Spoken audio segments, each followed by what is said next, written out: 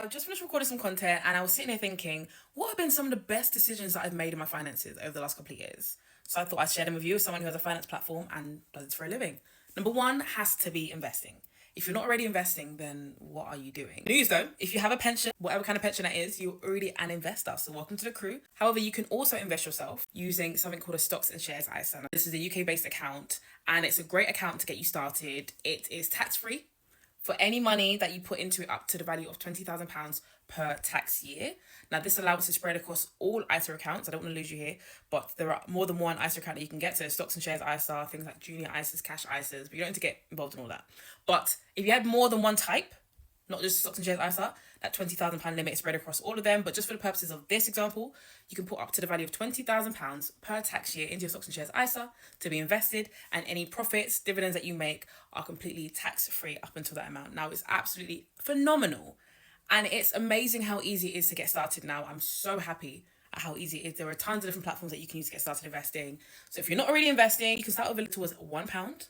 Okay, you can start today with £1 and just get investing. Number two, I would say actually divvying up my money. So I've said this before, but I have more than one account. I probably have about we're in double digits, the number of accounts that I have in terms of current accounts and savings accounts.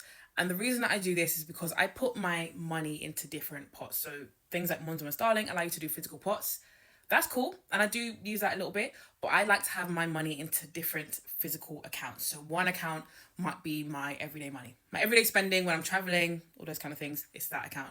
Then I have another account that is for more frivolous spending, so more fun. I've accounted for this. I want to spend some money, that account. Then I might have another one that's for bills, right? I just separate out my money. And that has been a really good game changer for me because it allows me to see how much I've got. I don't go over. There is no overspending. If the account is dry, I'm done. I'm tapped out physically. So that has really helped me to manage my money in a really good way. And then number three, keeping tabs on my credit score. I eventually, probably at some point, will buy a property, right? It's not at the forefront of my financial goals at the moment, but at some point I will. I am making sure from right now that my credit score is in a really good place. I don't really do a lot when it comes to credit.